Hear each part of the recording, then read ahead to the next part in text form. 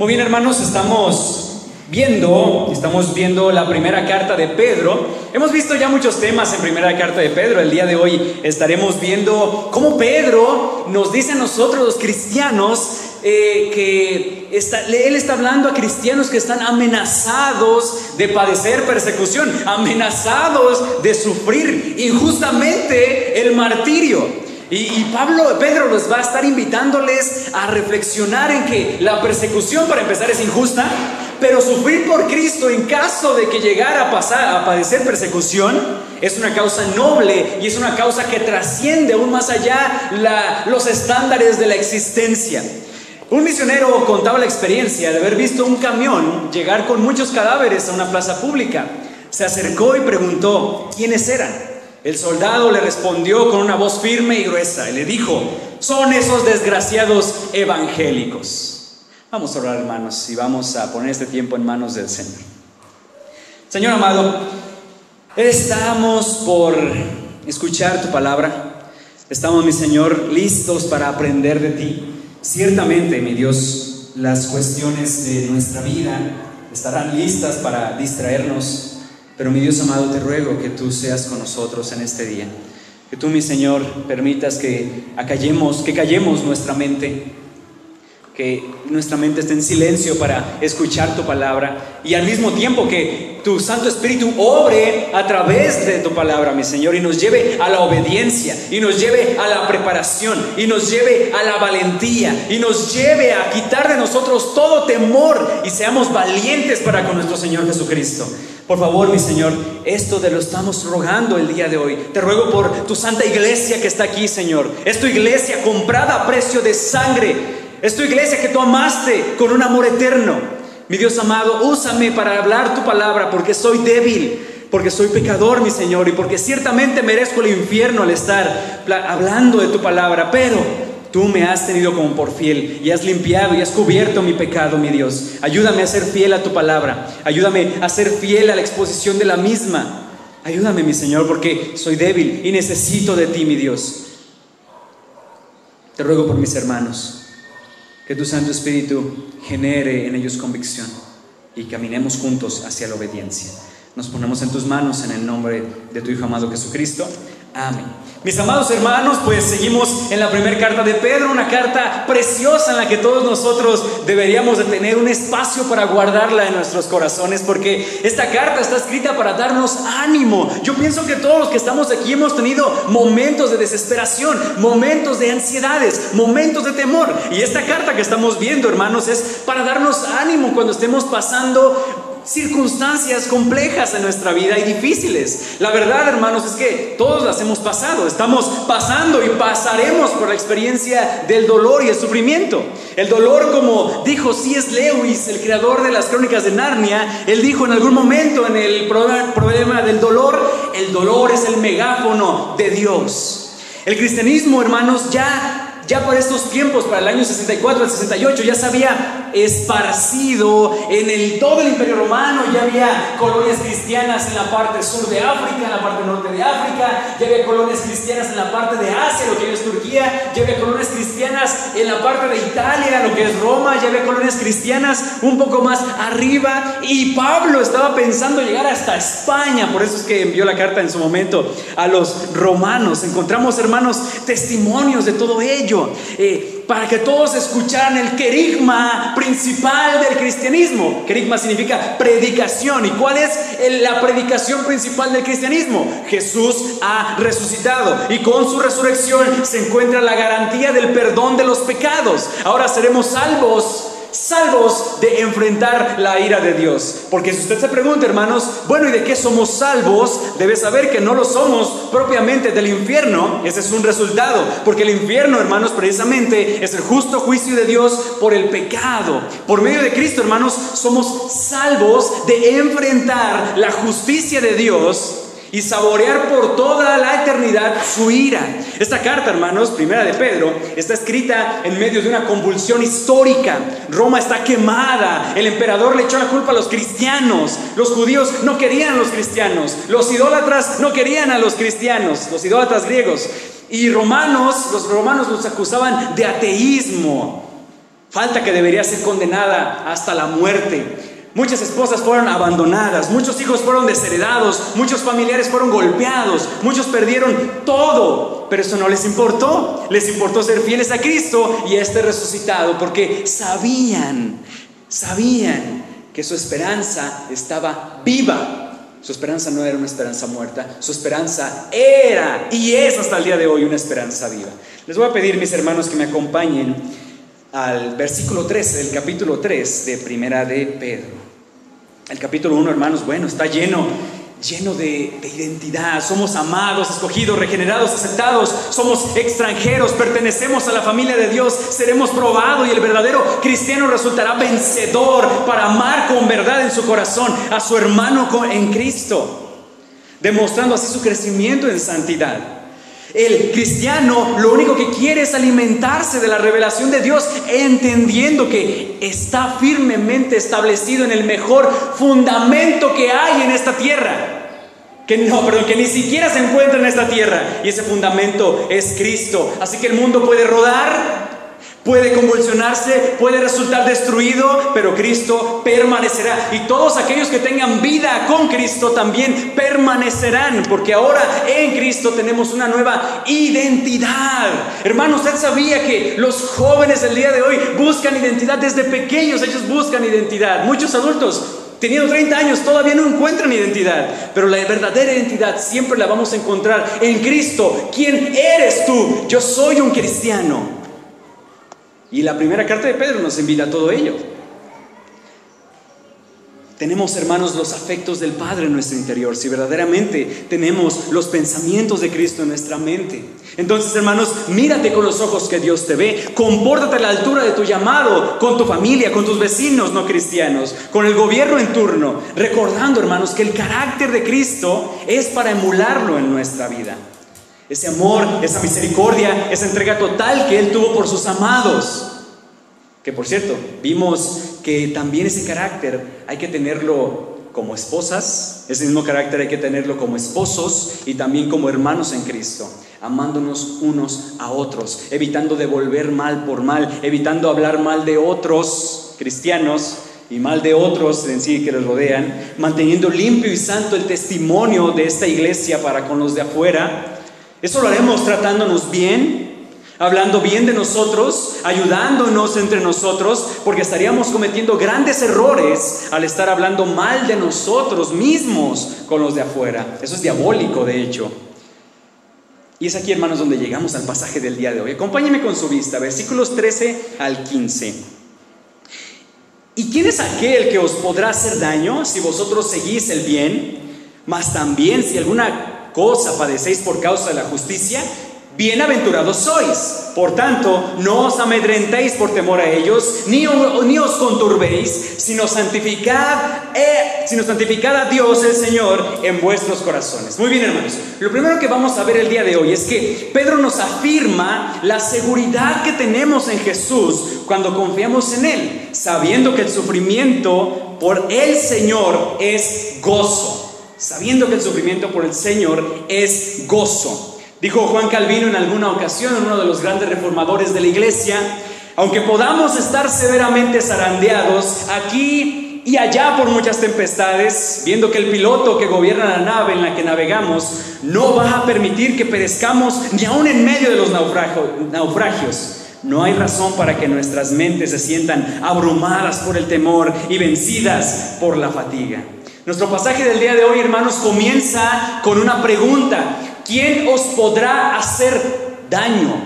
Pedro está escuchando a sus lectores, les acaba de decir que no respondan maldición por maldición, que se aparten del mal, que sean pacíficos en su forma de vivir. Obviamente, más de alguno puede levantarse de entre la congregación y decir algo así como: Pedro, pero nos quieren matar, están cazándonos, quieren hacernos daño. ¿Cómo dices que andemos de pacíficos? ¿Cómo nos dices que seamos buenos con ellos? Quieren hacernos daño. Y aquí es donde viene la pregunta: ¿quién les va a hacer daño? ¿Quién les va a hacer daño? Esta es una pregunta que tiene su respuesta en la dimensión del Evangelio de Cristo. Cualquier persona que tiene sus ojos puestos en esta tierra efímera, que un día está y al otro no está, podrá decir: Bueno, Nerón con su persecución me va a hacer daño. O los judíos me van a hacer daño como lo hicieron con Esteban. O mis familiares ya me han hecho daño, ya me desheredaron, ya me hablaron mal. Oh, pobres almas de corta mente, escuchen, hermanos, desde los ecos de las palabras de Cristo cuando Él dijo: no teman a los que matan al cuerpo, no teman al hombre, no teman al hombre que solamente puede tocar el cuerpo, pero no puede acceder al alma. Antes teman a aquel que tiene el poder de echar su alma y cuerpo al infierno. Ese es Dios, es palabra de Jesús. No, almas aquí presentes, el ser humano, por más que se afane en destruir a los cristianos, se va a enfrentar con una enorme desilusión, porque el cristiano tiene a Dios de su lado, y aquel que tiene a Dios de su lado está en la mayoría. Palabras de John Knox. ¿Quién le puede hacer daño a tu alma? ¿El hombre que quiere herirte? ¿Causarte estragos emocionales y corporales? Ciertamente serán un segundo comparado con la eternidad. El único que puede hacerle algo a tu alma te ha amado con amor eterno, te ha rescatado, te ha hecho posesión suya y te tiene resguardado en su mano para siempre. Jamás le podrán hacer daño a tu alma cristiano, a tu alma creyente. ¿Quién os podrá hacer daño? La segunda parte de la pregunta es: ¿quién os podrá hacer daño si hacen el bien? El proceso de pensamiento de Pedro sería algo así como: si hacemos mal y somos dañados, lo único que nos queda es disculparnos y tomar la responsabilidad de nuestros actos.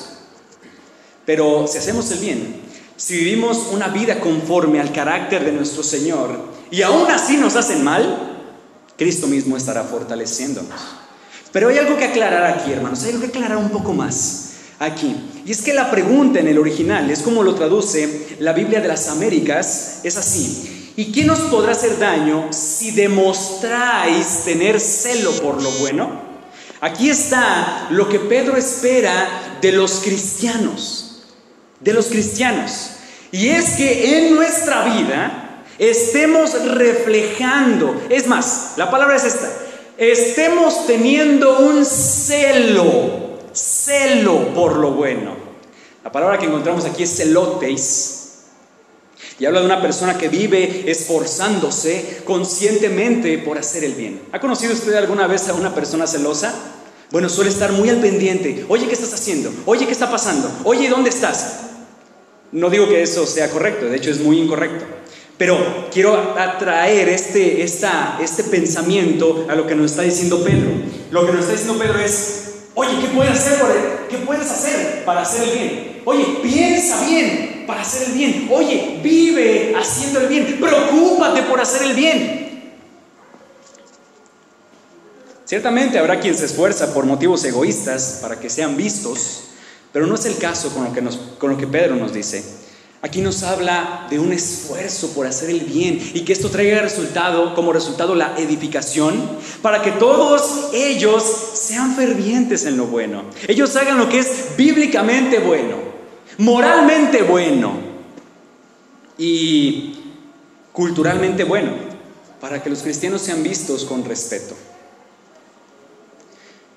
como buenos ciudadanos del imperio en el cual ellos están viviendo, en los cuales ellos forman parte, y todos puedan tener en alta estima a los cristianos, no solamente porque han visto que hacen el bien, sino porque ellos mismos, aunque no sean cristianos, han experimentado el bienestar de tener a un cristiano como vecino, a un cristiano como compañero de trabajo, a un cristiano que le ayude en las dificultades que está pasando.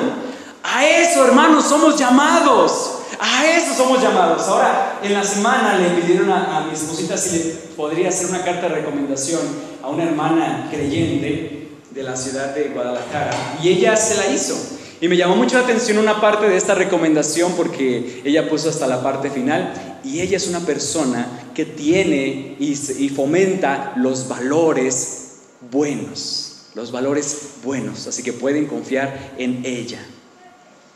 A eso hemos sido llamados, hermanos. Es una bendición tener a un trabajador cristiano, un verdadero cristiano, dentro de una empresa. Es una bendición enorme tener un vecino como cristiano. Por eso nosotros tenemos que ser ese vecino que ayuda, que apoya. Ay de aquel cristiano que da un pésimo testimonio de Cristo con los de afuera. Ay de aquel cristiano que no se esfuerza conscientemente por hacerle el bien a sus hermanos, el bien a los de afuera. Se deja mal parado a los cristianos y como resultado deja mal parado a Cristo.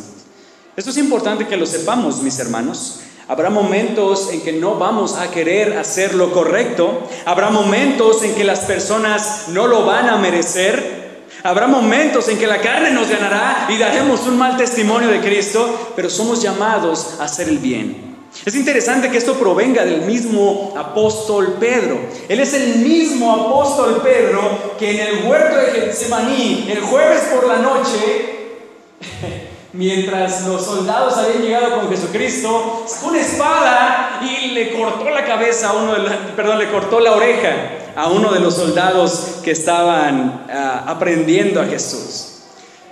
Hermanos, Él está comprendiendo lo que nos está diciendo.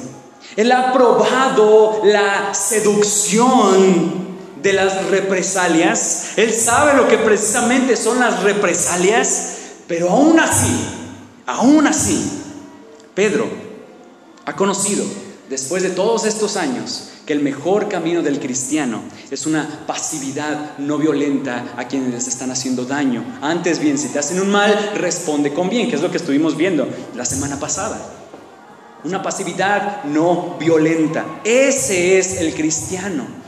Ese es el cristiano que refleja al mundo lo que se debe hacer. Claro está, mientras sea una situación legal, mientras no sea una situación compleja, hay que hacer defensa. Y de hecho ahorita lo vamos a hacer, lo vamos a ver. Versículo 14. Pero aún si sufrís por causa de la justicia, dichosos sois. El texto, tal como lo tenemos, nos habla de aquel cristiano que está viviendo para la justicia.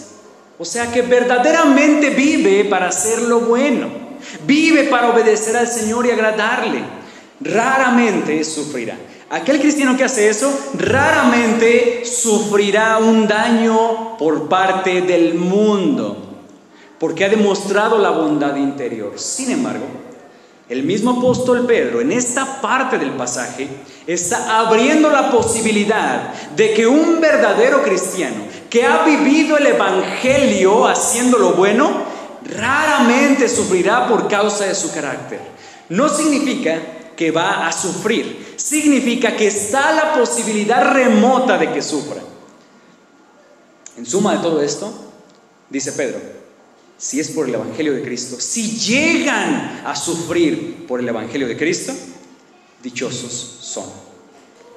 Dichosos son.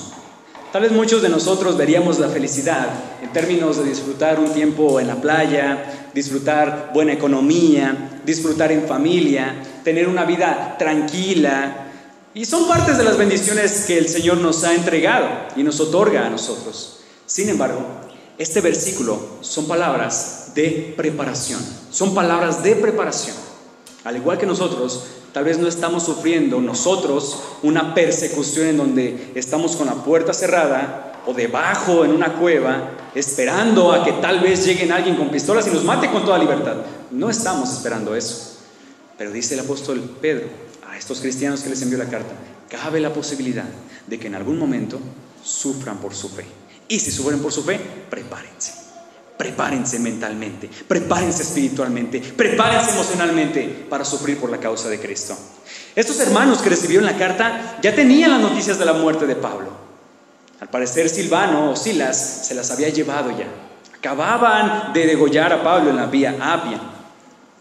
Y estos cristianos sabían que en algún momento u otro la comodidad en la que ellos estaban sería sacudida por la persecución del imperio. Apenas, hermanos, esto estaba empezando. Ellos estaban realizando sus actividades gozosos de la libertad que habían tenido por la causa de Cristo, pero debían prepararse para enfrentar las burlas de aquellos que habían determinado como sus enemigos. Debían de estar preparados para despedirse de sus esposos, de sus esposas. Debían de estar preparados para el fuego y la cruz, para las fieras dentelladas, para los toros bravos, para las crueles tentaciones del diablo y sus secuaces. Preparados para mantenerse firmes en la profesión de su fe que habían hecho por Cristo. firmes. Por ejemplo, en el martirio de Policarpo, el obispo de Esmirna, se nos cuenta de que Policarpo estuvo por muchos años viviendo el evangelio. Él iba de ciudad en ciudad y predicaba el evangelio hasta que estalló la persecución arriba del año 90 después de Cristo. Nos dice en los pasajes, nos dice la historia que cuando estalló la persecución, Policarpo, él seguía activo, él seguía haciendo las cosas por el Señor, pero comenzaron a cazarlo. Policarpo fue el discípulo directo del apóstol Juan, uno de los discípulos directos del apóstol Juan, el que escribió las cartas de Juan, por ejemplo, el discípulo de Jesús. Entonces, un día, después de que estaban cazándolo, literalmente yendo casa por casa y buscándolo, lo encontraron y lo llevaron con el procónsul. En medio de su juicio, el procónsul le dijo a Policarpo, vean lo que le dijo. Le dijo: Policarpo, ten piedad de ti, mira tu vida, ya eres anciano, niega tu fe y vete en paz. Y Policarpo respondió, estas son palabras, hermanos, que debe de guardarse en su corazón. Policarpo respondió: he servido al Señor Jesucristo por 86 años. ¿Cómo puedo negar a mi rey que hasta el momento me ha guardado de todo mal y además me ha sido fiel en redimirme? He servido al Señor Jesucristo por 86 años. 86 años. ¿Cómo puedo negar a mi rey que hasta el momento me ha guardado de todo mal y además me ha sido fiel en redimirme? En todo, Policarpo no negó su fe. Y al final su sentencia fue morir quemado. Pero llama la atención en su martirio algo, porque antes de que lo quemaran, él mismo dijo: no, esperen, yo me quito la ropa. Él mismo se quitó la ropa y fue para lo que lo quemaran. Él se acostó en la leña e hizo una oración y nos dicen los ecos de la historia, él hizo una oración como se debe hacer una oración. Se prendieron las llamas, tardó en morirse, así que le encajaron una espada y murió como mártir en tiempos de Marco Aurelio. Los testimonios afirman que en medio de las llamas se escuchaban himnos de honor y victoria para aplacar el dolor entre las llamas. Alguien podría pensar que este es un caso extremo, pero la verdad es que no. Lo vimos esta semana, justamente, lo que nos estaba comentando nuestros hermanos. Tal vez no en nuestra cultura, pero sí en otras culturas. Lo que nos quiere decir el apóstol es que debemos estar preparados para enfrentar las leyes del hombre, preparados sin temor para sufrir por Cristo. Tal vez ninguno de nosotros sufriremos de esta manera por Cristo, tal vez no, pero desde ya, hermanos, desde ya, la iglesia de Cristo está por entrar a una persecución legal por parte del Estado, por parte de derechos humanos y otras organizaciones no gubernamentales que buscarán hacernos daño. El cristiano y las verdaderas iglesias cristianas deben mantenerse firmes en su profesión de fe, firmes en su predicación, firmes para enfrentar las acechanzas del Satán por medio del Estado. Hermanos, hay que estar preparados. Hay que estar preparados para todo esto. Tal vez a nosotros ciertamente no van a venir y nos van a disparar, pero tal vez el Estado querrá imponer muchas cositas. Querrán imponernos a nosotros lo que debemos de decir y lo que no debemos de decir. Es mejor agradar a Dios antes que a los hombres. ¿Qué más dice nuestro pasaje, hermanos? Parte del versículo 14 y parte del versículo 15. No os amedrentéis por temor de ellos, ni os conturbéis, sino santificad a Dios el Señor en vuestros corazones. Estas palabras vienen de Isaías capítulo 8 y está escrito en medio de una situación extremadamente compleja, donde el miedo estaba permeando el pueblo de Dios en tiempos de Acaz el rey, donde las salidas fáciles están nublando la vista del pueblo de Dios, donde su confianza está desfalleciendo, e Isaías levanta la voz para señalarles su cobardía y decirles que lo que ha hablado ha sido la palabra de Dios. Lo que él habló no es porque haya conspirado con los enemigos de Israel para decirles que confiaran en Dios y no se aliaran con otro pueblo. Lo que él está hablando es para explicarles lo que el Señor ha dicho, lo que el Señor ha hablado. No se dejen llevar por el miedo a los hombres, no importa si son una potencia mundial, no importa si han arrasado pueblos, no teman a ellos, no se asusten por su poderío. Y es que las dos tribus de Judá veían cómo el imperio sirio había conspirado con Israel norte para destruirlos y temían a esta unión. Temían esta unión. Estamos hablando de una potencia mundial, Siria, y aparte sus hermanos del reino del norte que habían conspirado para atacar a Judá y a la otra nación que estaba ahí. ¿Qué está pasando? Pues obviamente comenzaron a tener miedo, a tener temor a esta unión, porque podían separar a sus familias, esclavizarlos y causarles daño en su ser. Entonces el pueblo de Israel chiquito, de Judá, estaba planeando buscar la ayuda de Asiria para que los apoyara cuando la coalición quisiera destruirlos. Por causa de todo esto, de las circunstancias que estaban rodeando su existencia, se ahogaron en su miedo, querían huir de Dios y esconderse detrás de un ejército. Pero Dios le dice a Isaías que ese no es el camino que hay que seguir. Si todo el pueblo está teniendo temor por causa de la amenaza, no por eso Isaías y los que con él estaban deben de unirse a ese temor. Este mensaje fue para Isaías directamente, porque hasta los más fuertes pueden ser doblegados por el temor. La enfermedad del temor es más contagiosa que el COVID-19, porque la enfermedad del temor puede hacerse pandémica en segundos e influenciar aún a los más fuertes, en este caso Isaías. Por eso el Señor le dice ahí mismo a Isaías: no temas de ellos, y diles al pueblo: no teman de ellos. Dios mismo es claro exponiendo el pecado de la nación. Están teniendo miedo, están depositando su confianza en la fuerza que les puede dar otro país, y no están depositando su confianza en lo que el Señor y solamente el Señor puede hacer.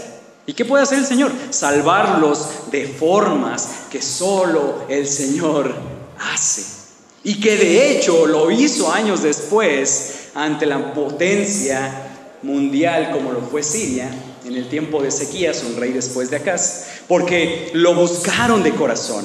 Ezequías fue al Señor y le dijo: hoy vienen por nosotros. ¿Quién viene? La potencia mundial del momento, Asiria. Ezequías, a pesar de todo y a pesar del temor del pueblo, confió en el Señor. ¿Y qué fue lo que pasó? El Señor destruyó al imperio asirio y huyeron como cobardes a su tierra. ¿Cómo lo destruyó? Por medio de formas milagrosas. Eso mismo podía haber pasado con Acaz, pero no lo quiso hacer. Hermanos amados, ¿cuáles son tus temores? ¿Cuáles son tus miedos? El miedo te llevará a tomar decisiones erróneas, decisiones que no darán la gloria a Dios. E inclusive el miedo puede llevarte a apostatar de la fe en Cristo. Eso fue lo que pasó en el tiempo que escribió el autor de Hebreos. Fue años adelante, después de Primera de Pedro. Ya muchos en Jerusalén habían desertado de la fe en Cristo por causa del miedo. El enemigo de nuestras almas se deleita en una iglesia que tiembla de miedo. Y voy a repetir eso otra vez. El enemigo de nuestras almas se deleita en una iglesia que tiembla de miedo. Y en una iglesia que Satanás está deleitando es por obvias razones una iglesia en la que Dios no se está deleitando. ¿Cuáles son tus temores no entregados, iglesia? ¿Cuáles son tus miedos no entregados? Mis hermanos, no controlamos los límites de la existencia. Ni siquiera controlamos los límites de nuestra existencia. Toda nuestra vida está en las manos de un bueno, santo, soberano, infinito, amoroso, sublime Dios. No somos más sabios que Dios, no somos más inteligentes que Dios, no somos más buenos que Dios. Él no existe para nosotros, nosotros existimos para Él. Y si no entendemos esta gran verdad, nuestra vida se ahogará en la profundidad del miedo, de temor, Porque creeremos la mentira fatigosa de que nosotros controlamos nuestra existencia. No es así y nunca va a ser así. Somos responsables de lo que el Señor nos ha hecho responsable. De ahí en adelante estamos en las mejores manos. ¿Cuáles son tus temores? ¿Cuáles son tus miedos? Entrégalos al Señor. Deja que Él obre en lo que a Él le toca.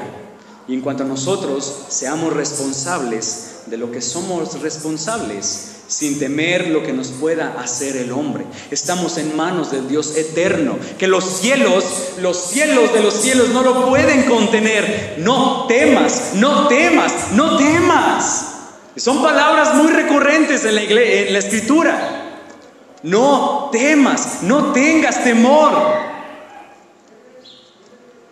Iglesia, el temor al hombre, el temor al Estado, el temor a los organismos internacionales, el temor a la gente malvada, el temor nos lleva al silencio, y el silencio nos llevará a la esclavitud, nos lleva el temor a la cobardía, y una iglesia cobarde es una iglesia que no confía en Dios, por definición. El miedo nos lleva a buscar la salida fácil, aún en contra de las leyes de Dios. El miedo nos lleva a correr despavoridos del león de Judá para solicitar ayuda a la inerte e inexistente Asiria. ¿Dónde está el imperio asirio el día de hoy? Todas las potencias han sido como nada delante de Dios. Imperios surgen e imperios vuelven a caer, pero solamente la figura de aquel que resucitó de entre los muertos, solamente la figura de aquel que resucitó de entre los muertos sigue vigente, sigue siendo real, y con nuestra fe, aún en medio del temor, nos aferramos a Él. Iglesia, en medio del temor no estaremos dando honra a Dios si no nos aferramos a Él. Ciertamente esa es la realidad. Así que entrega tus temores a Dios, iglesia. Esto es necesario hacer. Es necesario hacer. No controlamos los límites de nuestra existencia. No somos más inteligentes que Dios. No somos más buenos que Dios. ¿Qué más dice nuestro pasaje del día de hoy? Sino santificad a Dios, el Señor, en vuestros corazones. Pero de acuerdo con los manuscritos más confiables y antiguos, debería decir: sino santificad a Cristo como Señor en vuestros corazones. Y voy a volverlo a repetir: sino santificad a Cristo como Señor en vuestros corazones. El nombre de Cristo en los antiguos manuscritos es muy claro y enfático por el peso de esta gran verdad. Entonces, si bien hay una referencia a Isaías, también hay una referencia a Jesús. El miedo puede provocar reacciones complejas en nuestra vida. Cada uno de nosotros es tan diferente que nadie podría saber cuál sería nuestra reacción en medio del temor.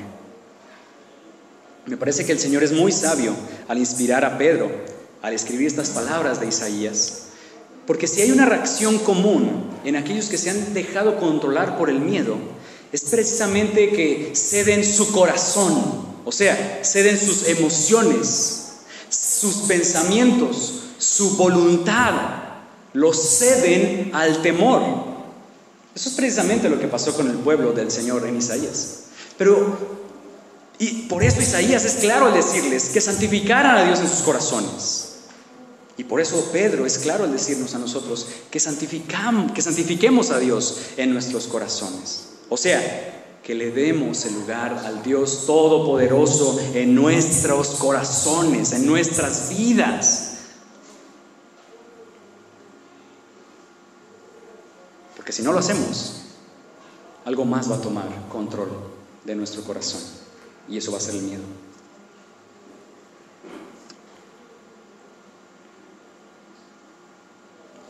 Cabe aclarar que si ellos y nosotros cedemos ese control al miedo, el miedo se convertirá en desconfianza de quién es el Señor. Pero si nosotros cedemos a Cristo todos esos miedos, y se los entregamos a Él, el miedo se convertirá en confianza de que el Señor verdaderamente nos va a rescatar de nuestros enemigos. Y es el mismo mensaje que tiene para nosotros el día de hoy Pedro. Estos cristianos que olían el fulgor de la persecución, olían el fuego y la cruz, sabían que pronto llegaría y el miedo podría tomar lugar en su interior, en su corazón.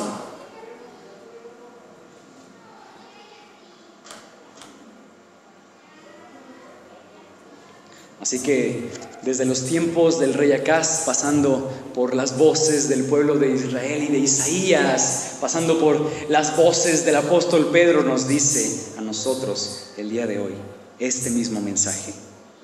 Cristiano, reconoce a Dios en tu vida. Quítate del trono y entroniza al Señor. Por eso dice aquí, al Señor. ¿Cuál Señor? Cristo en tus corazones. Quítate del trono, hermano. Quítese del trono. Esto nos quiere transmitir Pedro. El Cristo que te amó eternamente, el Jesús que se entregó por ti, el Hijo del hombre que sufrió el castigo eterno, el Hijo de Dios que sufrió el infierno, es el mismo que esencialmente es uno con Dios. Y si es esencialmente uno con Dios, entonces es Dios. Confía en Él y déjalo que Él tome control de tus emociones, que Él tome control de tus pensamientos, que Él tome control de tu voluntad, para que en medio de las circunstancias que verdaderamente nos den miedo, nos traigan complejidad a nuestro corazón, Él sea el centro de nuestros pensamientos, no el miedo. Él es el centro de nuestros pensamientos, nuestra emoción, nuestros sentimientos. Él sea quien los genere en nuestro corazón. Y lo que hagamos sea porque obedecemos a Él. A Cristo, que es Dios, una de las personas de la Trinidad, que mantiene todas las prerrogativas, todos los atributos divinos. A veces cuando pensamos en Dios, podríamos pensar en alguien lejano, muy lejano a nosotros. Pero la realidad es completamente diferente, porque resulta que Él no está lejano, está cercano, tan cercano que se encarnó, tan cercano que fue un ser humano como tú y como yo, tan cercano que sabe lo que es sufrir, conoce el dolor, conoce la desesperación. Él es el varón de dolores, conoce tus temores y al mismo tiempo es el Dios todopoderoso. ¿Por qué no querrías confiar en Él? ¿Por qué no querrías reconocerlo en tu vida? ¿Por qué querrías tener el control y con ello lastimar tu mente, lastimarte a ti mismo, lastimar tus emociones, lastimarte con las consecuencias de tus malas decisiones por el miedo? ¿Por qué no querrías confiar en Él? Él es el Señor Todopoderoso. Reconócelo en tu vida, hermano. Oh, alma que me escuchas y te rehusas a confiar en Él, te ruego, desiste, cede la rienda de tu vida a Él. Permite que tus pensamientos sean Él. Permite que tu gozo sea por Él. Permite que tu camino sea Él. Sea aquel que Él te está trazando en su palabra. Y en cuanto a las dificultades de la vida, entrégaselas a Él. Y aunque salga todo lo contrario a la que nosotros hubiésemos querido, valor, creyentes. Valor, que nuestra alma tiene un hombro en donde sostenerse, un brazo que lo levante, una voz que nos reconforta y un plan trazado para nuestro bienestar. Santifícalo en tu corazón, te ruego, cristiano, santifícalo en tu corazón, porque Él es quien está a tu lado, aún más cerca que cualquiera de nosotros. Santifícalo en tus corazones. ¿Qué más dice nuestro pasaje? Vamos en lo que sobra del 16 hasta el 17. Y estad siempre preparados para presentar defensa con mansedumbre y reverencia ante todo el que os demande razón de la esperanza que hay en vosotros, teniendo buena conciencia, para en lo que murmuran de vosotros como de malhechores, sean avergonzados los que calumnian vuestra buena conducta en Cristo. Porque mejor es que padezcáis haciendo el bien, si la voluntad de Dios así lo quiere, que haciendo el mal. Y aquí, hermanos, es donde llegamos al segundo punto del día de hoy. Y es que Pedro nos anima a prepararnos en nuestra fe, defendiendo nuestra esperanza, para que los que nos juzgan sean avergonzados.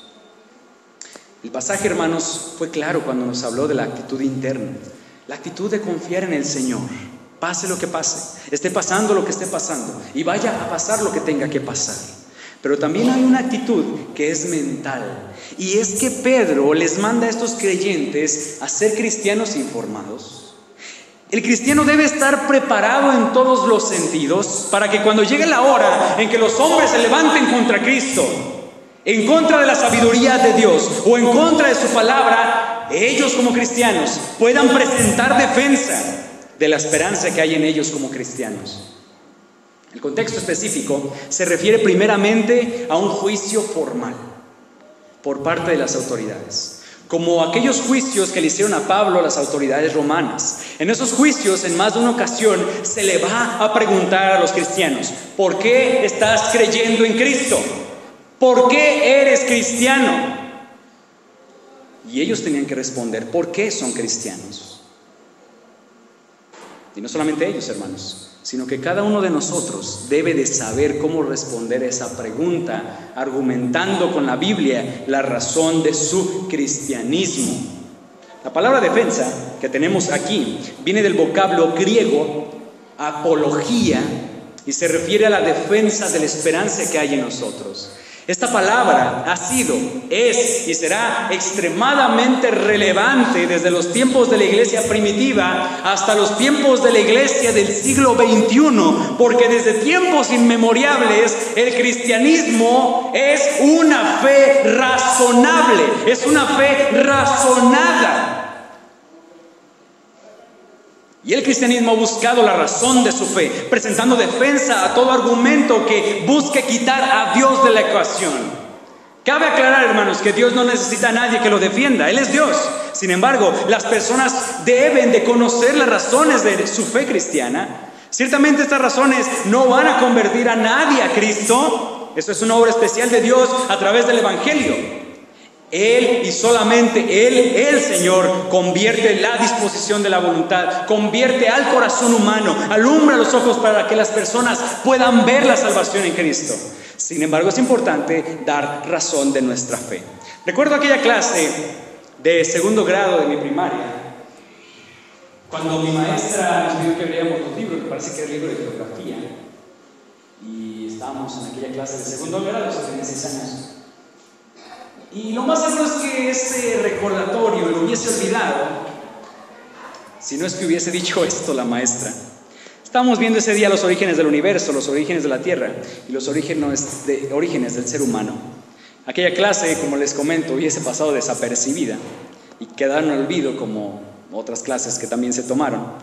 Pero la maestra dijo esto y me marcó desde mi pequeña edad, a mis 6 años. Ella dijo esto: Dios no creó el universo. Una explosión hace millones de años permitió que el universo fuera formado. La vida aquí en la Tierra fue cambiando poco a poco y de acuerdo con lo que nos dicen los científicos, nosotros evolucionamos de algo parecido a un simio. Para un niño que fue criado en un hogar cristiano, escuchar eso fue una semilla que me dejó con dudas acerca de mi fe, acerca de lo que me estaban enseñando mis padres. Y lo que estaban enseñando en la iglesia era real, era verdad. Seguí mis estudios y seguían creciendo las dudas. No encontraba, aunque intentaba conciliar el mensaje bíblico con el mensaje de los científicos de mi tiempo. Después me fui topando con los libros de texto, con los programas de investigaciones en la televisión, con la escuela, con los incrédulos de internet, y eso me abrumó en gran manera. Nunca perdí mi fe ni mi esperanza, pero debo decir que estaba muy escueta. En la preparatoria recuerdo que estaba buscando información para defender mi fe y la encontré. Ahí fue donde conocí por primera vez lo que eran los apologistas, los defensores de la fe, apologistas cristianos, grandes científicos de la actualidad, del presente y del pasado, defendiendo la fe, grandes hombres del Señor defendiendo la fe, grandes filósofos defendiendo la fe, cristianos estudiosos defendiendo la fe.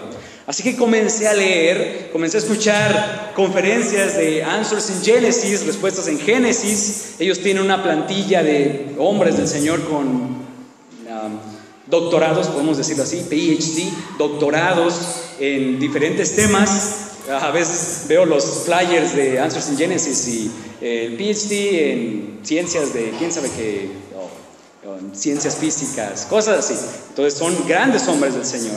También en su momento el Señor me permitió conocer a John Lennox, el matemático de Cambridge, Oxford, no recuerdo bien, Norman Geisler, William Lane Craig, Lee Strobel, George McDowell, Ronald Rhodes, Ravi Zacharias y otros tantos que el Señor utilizó para defender mi fe cristiana, defender mi fe cristiana razonablemente ante los incrédulos testarudos de ese tiempo.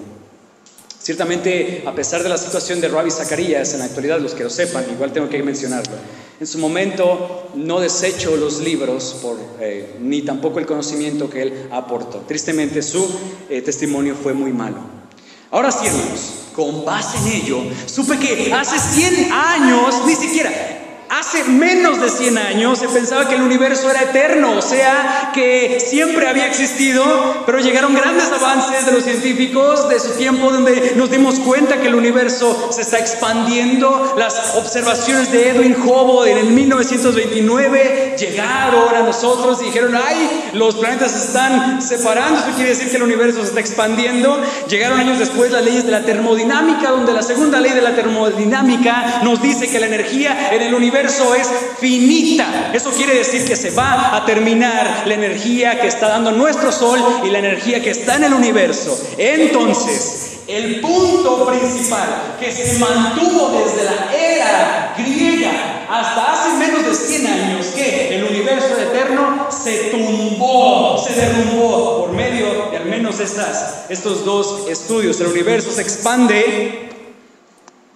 y la energía en el universo es limitada. Por lo tanto, si hubiese sido eterno en algún punto de la eternidad pasada, ya se hubiese terminado la energía. Así que los modelos llegaron entre los que conocemos como el Big Bang, de un cristiano, por cierto. Así que, como el universo está expandiendo, si nosotros retrocedemos en el tiempo, vamos a llegar a un punto que se le llama la singularidad. La situación es que, como esto es real y es algo que está pasando, hasta el día de hoy, la nada no ha creado algo. Nadie de nosotros está esperando a que se nos caiga un caballo aquí en el centro ensillado. Nadie de nosotros, porque hasta el día de hoy la nada no crea algo.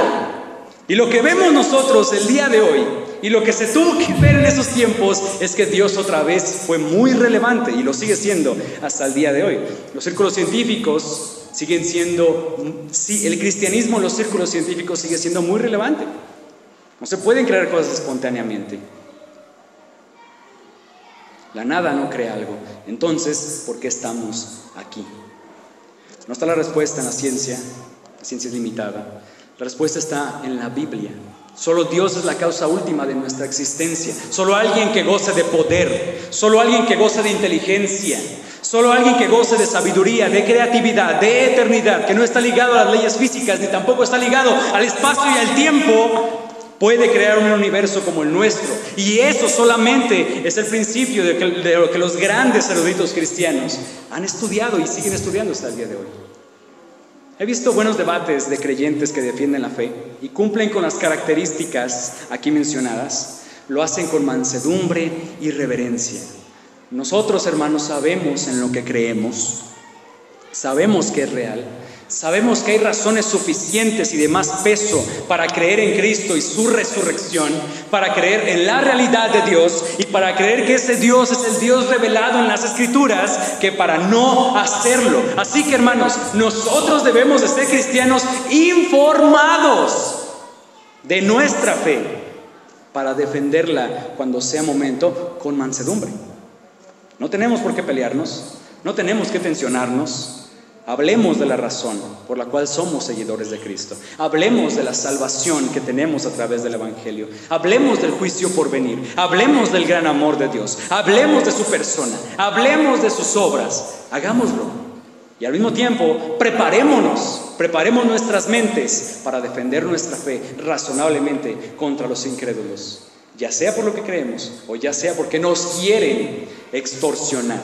Versículo 16 y el 17 dice: teniendo buena conciencia para que los que murmuran de vosotros como de malhechores sean avergonzados los que calumnian vuestra buena conducta en Cristo. Porque mejor es que padezcáis haciendo el bien, si la voluntad de Dios así lo quiere, que haciendo el mal. Esta frase acerca de la conciencia es muy importante, Porque habla de que en la defensa verdadera, o sea, cuando estén delante de un juicio, cuando ellos defiendan su fe, la hagan con buena conciencia. ¿Qué quiere decir esto? Delante del juicio cristiano se le va a acusar de varias cosas. Se le va a acusar de varias cosas. Van a decir los juzgados: ustedes los cristianos son supersticiosos, hacen muchas abominaciones, son caníbales porque comen carne y sangre humana. Y el cristiano va a decir: como pan y vino en representación de la sangre del cuerpo de Cristo, no me estoy comiendo a ningún ser humano. El cristiano decía, ellos decían,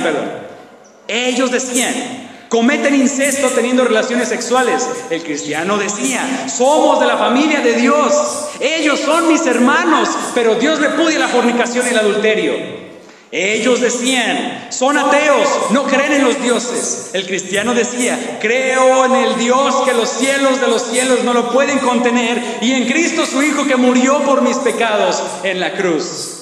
Ellos decían, son sediciosos, incitan la rebeldía, incitan a los demás a desobedecer al César. El cristiano decía, yo solo me arrodillo ante Cristo, no me arrodillo ante el César. Y no somos sediciosos, buscamos que se respeten su autoridad. Ellos defendían su fe razonablemente ante ellos. Que ellos nos acusen de lo que quieran, nosotros defendemos la razón de nuestra fe. Pero hay que tener nuestra conciencia limpia de todo lo que hicimos por Cristo y su gloria. Así que cuando murmuren de todos esos delitos por causa de su esperanza en Cristo, sus bocas sean cerradas, para que no haya ni un solo argumento que decir en contra suya. Porque no hay trapos que sacar al sol, y todos ellos se avergüencen de haberlos acusado de maldades. Todos ellos resulten mentirosos, y tú como alguien que dijo la verdad. Mi hermano, este es un principio social básico para el cristiano. ¿Cómo está tu testimonio con los de afuera? ¿Hay algo en lo que te pueden acusar? ¿Qué nos dirá tu vecino si pedimos referencias de ti? Uy, es que se la pasa chismeando. He visto que llega borracho, he escuchado cómo le grita a la esposa, cómo le grita a los hijos, he visto entrar una persona del sexo opuesto regularmente a su casa. Una vez pude ver lo que estaba viendo en su celular a través de la ventana de mi casa.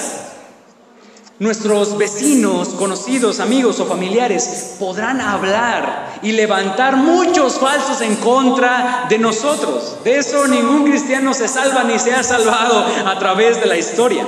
La situación aquí no es si se van a levantar o no. Ten por seguro que se van a levantar. Se van a levantar y van a hablar cosas de ti. La situación aquí sería, ¿es verdad de lo que te están acusando? ¿Es verdad de lo que te están acusando? No, no es verdad. Pues gloria a Dios, defiende el nombre de Cristo. Y que sean avergonzados a través de su chismerío y tu buena conciencia. O sea que lo que estás diciendo es verdad. ¿Es verdad de todo lo que te acusan? Sí, es verdad. Entonces arrepiéntete, porque a quien estás haciendo quedar mal en última instancia es a Cristo, al mismo tiempo también a los cristianos y a ti como persona. Nuestro pasaje termina diciéndonos esto, porque mejor es que padezcáis haciendo el bien si la voluntad de Dios así lo quiere que haciendo el mal. Esto es el todo de lo que Pedro quiere comunicarnos el día de hoy. Si el Señor va a permitir que sufras, que sea por Cristo, no que sufras por haber hecho maldades. Y cuando llegue el sufrimiento, pon tus ojos en Cristo, defiende a Cristo, defiende la fe. Fija tus ojos en Cristo. Oh, alma cansada y turbada, sin luz en la sombra andarás. Fija tus ojos en Cristo. Al Salvador, mira y vive. Del mundo la luz de su faz, decía aquel hermoso himno. Hermanos, como conclusión, el pasaje de hoy es desafiante a prepararnos para el sufrimiento por lo bueno. Hay algo que quiero decir, ahorita me acordé también cuando leímos el pasaje de Hebreos capítulo 6. En Hebreos capítulo 6 lo llegamos a ver hace como 2 años más o menos. El autor de Hebreos es muy claro en decirnos que aquellos cristianos que llevan un buen tiempo dentro de la fe, ellos ya deberían de ser maestros. O sea, ya deberían haber madurado su fe de tal manera que sean maestros, se enseñen. Entonces, hermano, esto es necesario también para ti. Esta misma exhortación es necesaria también para ti. No puedes solamente quedarte con el sermón del domingo. Es necesario que abras los libros. Es incomprensible, es incompatible un cristiano que no lee. Mínimo tiene que leer la Biblia, mínimo. Y mejor que también lea más cosas. Hay que estar preparados para sufrir por Cristo si así fuera necesario, sin acobardarnos, sabiendo que nuestro Señor está con nosotros. Me alegra pensar que esto es una gran realidad para el cristiano. Para el cristiano del día de hoy. Prueba de ello es lo que sucedió esta semana en Grace Community Church, iglesia donde está el pastor John MacArthur, que desde el año pasado el estado de California, fíjense lo que hizo, todo el estado de California lo demandó porque estaban teniendo sus reuniones presenciales, sus reuniones como nosotros presenciales, y el gobierno lo demandó por estar en desobediencia civil, pero ellos apelaron a sus derechos constitucionales, apelaron a la palabra del Señor, y después de un tiempo vimos la bendición del Señor para su iglesia. La semana pasada ganaron la demanda en contra del estado de California, hermano, y esto es mucho que decir. Una iglesia ganó una demanda en contra de todo el estado de California. Y el Estado pues obviamente tuvo que pagar dinero por difamación, y gracias a Dios el dinero del César será utilizado para la gloria de Cristo en el mundo. Gracias a Dios por ello. Eso sucedió, hermanos, esta semana. Sucedieron varias cosas esta semana importantes. ¿Qué nos dice esto, hermanos? Que Dios sigue apoyando a la iglesia. Dios sigue estando con su iglesia. Dios sigue amando a su iglesia. E inclusive esta situación que sucedió en Afganistán es misericordia. Por eso dice, estén gozosos si llegan a padecer por Cristo. Y ellos dijeron, cantamos al Señor, no importa lo que pase, no vamos a negar al Señor.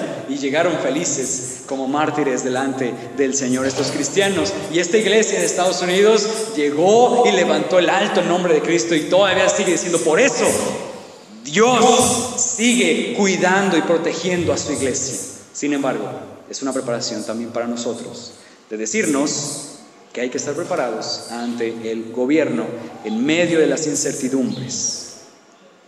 Porque el enemigo de nuestras almas trama hacernos daño a través de los chismes, calumnias y un montón de falsos testimonios del Estado, de otras personas. Defienda la esperanza que está en medio de usted, creyente, con mansedumbre, de tal forma que todos se queden avergonzados de hablar mal de un hijo de Dios. Hagamos lo bueno de forma celosa. Miremos atentamente por ello. Dios te bendiga, iglesia, grandemente. Vamos a orar para poner este tiempo en manos del Señor, y que el Señor bendiga su palabra. Amado Dios, gracias por tu palabra. Gracias por tu mensaje. Aún nos sigues recordando que estás con nosotros. Aún nos sigues recordando que es necesario dejar a un lado todo temor. Es necesario confiar en ti. Es necesario dejar nuestro corazón a tu soberanía, a tu gobierno, para que tú gobiernes. Ciertamente hay muchas cosas que traen miedo a nuestros corazones. Yo mismo pude ver en la semana miedo en mi corazón. Y mi Señor, sé que no es fácil entregar nuestro corazón a ti, todo el centro de nuestras emociones, de nuestra mente y de nuestra voluntad a ti, pero queremos hacerlo.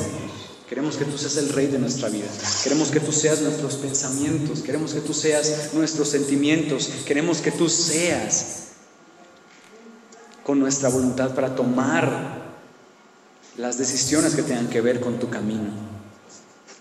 Ayúdanos a liberarnos del temor, porque el temor enceguecerá, nos va a enceguecer y nos vamos a lastimar. Y a pesar de cualquier persecución, a pesar de cualquier cosa que nos pueda hacer el hombre, queremos confiar en ti, queremos estar en paz en ti. Tú eres el Dios que nos amó, tú eres el Cristo, el Señor del cual se habla este pasaje. El Dios todopoderoso que puede librarnos de eso y de muchas cosas más que generan incomodidad en nuestra existencia. Mi Dios amado, te ruego por tu iglesia. Te ruego por tu iglesia que amaste con amor eterno. Yo los amo en gran manera, pero tú los amas más que yo. Tú has visto y estás viendo por ellos. Mi Dios amado, dales convicción de lo que acabamos de aprender el día de hoy. Dales convicción para prepararse ante cualquier circunstancia que venga. Dales convicción, mi Señor, para vencer al enemigo de nuestras almas. Dales convicción para defender razonablemente la fe. Oh, mi Señor amado, te ruego tanto por cada una de las almas que están aquí. Cristo, tú eres exaltado. Cristo, tú eres hermoso. Cristo, tú eres digno.